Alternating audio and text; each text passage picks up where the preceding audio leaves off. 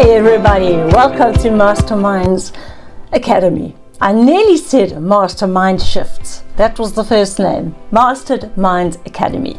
My name is Deborah, it's great to be with you. Today I'm going to talk to you about your dreams. When did your dreams fall flat? Probably when you were a child. It goes like this. Kids have amazing imaginations and they want to be firemen and they want to be doctors and they want to be nurses and they want to be vets and they want to be all sorts of things. The problem we have is that a lot of parents that's not the parents' game, it's not really. And the child is not encouraged. Doesn't matter what the child wants to be. It's all game. Children, that's how they learn. They have this beautiful big mind full of great ideas. And then as we grow up, it starts to shrink. And we start to shrink. And we start to think, well, I wish I had studied to be an attorney. But you know what? You are never too old to start studying. Never. So let's bring your dreams back, okay? You can do whatever it is that you want to do, and that's what Mastered Minds is all about. You are mastering your mind on this channel to get and do and be whatever you want to be through tried and tested experiments, models, and people. All right then, how do you think the 1% that they say of this world got there? They didn't all just steal their money. Okay. They use the same tactics. They're smart. How do you get your dreams back? Well, firstly, I put out a video yesterday on self-confidence. You have to believe in yourself. It's your foundation. And if that means you write down every single day something that you are good at, even if you're good at smiling, everything that makes you a good person, that goes towards your self-confidence. Remember, we were bipolar line Deb, and then we were bipolar. Now we're going for mental wellness and we're going for success. There is no reason why you can't be successful at whatever it is that you've chosen to do. So there's a few things to bear in mind. I told you yesterday gratitude was important, and it is. I'm going to give you some others.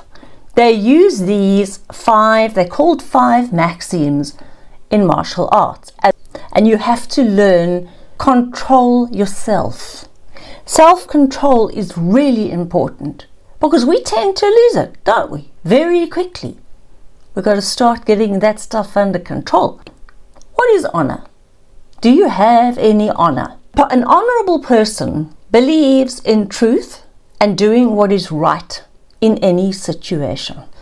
So living in an honorable way has a profound effect on a person's mind and life, because you don't have to remember anything you've said that wasn't that true, or what you did that wasn't that honorable, or you're never going to forget it. Individuals who live with honor do not have to carry the burden of guilt.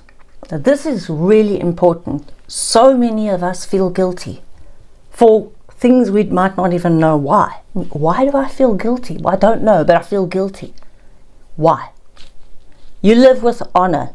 You don't have guilt. And that's a big, big deal when it comes to moving forward with your life in whichever way you choose to.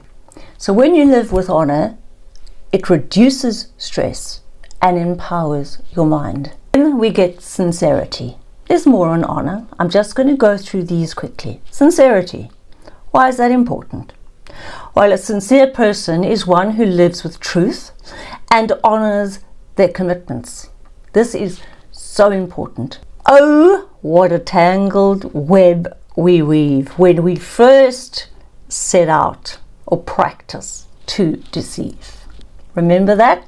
That was by Sir Walter Scott. Living without sincerity, or by acting dishonestly, you're initiating problems and hurdles for yourself and others, which has a negative impact on the power of your mind. In other words, your whole mind becomes a tangled web of deceit if you don't live with sincerity. A person's behavior, caring for others, high moral standards, empathy, courage, fortitude, loyalty, and ethics. Your character is one of the most important defining factors of who you are as an individual. Some people are said to be full of character. This means that they're likely to be funny, charming, and a joy to be with. Be more concerned about your character than your reputation, because people are going to say things about you whether you like it or not. You're going to have critics and you're going to have people who like you. If you're full of character and you're a joy to be with, that's a healthy attribute. That's what you want, because it changes things within your body, within your mind, within your organs. You start to become a happier person. You start to become more positive. You're allowed to not be positive sometimes. But if you're always miserable and you're always only seeing the misery in everything, your character is a bit kind of flat, and your mind, well, you've got your monkey mind to deal with then, right? So then we have self-control. Why it's important to have self-control. This is so important to empower your mind. Erratic behavior produces a variety of cognitive debilitations. This results in one not fully grasping a situation for what it is. It leads to misunderstanding, problems at work and home, and regretful actions, which stem from a lack of self-control. You've got to keep yourself in control at all times. If you lose your shizzle with somebody, step back, take a breath, give it till the next day. Try not to blurt out what you're feeling. You need to just let it out, because it won't serve you. You will say something wrong, or you'll do something that you'll regret, and it's not that easy to wipe that slate clean once you've done that. When we live with self-control, we're in command of our thoughts, people. Remember, we're empowering our minds. That means you've got to be in control of your thoughts. So when your thoughts start going off on a tangent about so-and-so did something that wrong to me, and that person did that wrong, and I remember 5 years ago, that person said, if those are your thoughts, your mind is not empowered at all, and you have no hope of empowering it, because you're living under this little rock of poor me, no self-control, no character. You can't control your thoughts. Where is it going to get you? Thoughts that don't serve you, let them go. Let them go. They're not empowering you. And you know what? It's like that old saying, you're holding that rock, burning your hand, expecting the other people who said whatever they said that upset you to burn. No, they're not burning. You are. Your hand is burning. That's how it is. Or drinking poison thinking your enemy will die. That's exactly what this boils down to. It's nonsensical, it doesn't help, and it certainly doesn't help you to empower your mind. When you're in control of your thoughts, you feel powerful, confident, and strong. That comes back not to feeling like, as we said, a narcissist. That means that you feel powerful and strong enough to have honor, to have integrity, to act in the best way in any given situation. You don't feel threatened, you don't feel well, they don't deserve it, you don't feel anything like that, what is it going to do for you? If it's not good stuff, if it's not kind, if it's not helpful, if it's not empowering, if it's not helping anyone or caring about anyone else, this is a big one. People have to care about other people. If you want to take control of your mind, that's one of the first things you must do. If you feel you're not caring too much about others because they are not caring about you, stop that, please, and start showing care. Because the strangest thing happens when you do this. Your world starts to change because you start to attract people who are honorable, who are kind, who can control their thoughts, who don't blurt stuff out at you, who want the best for you.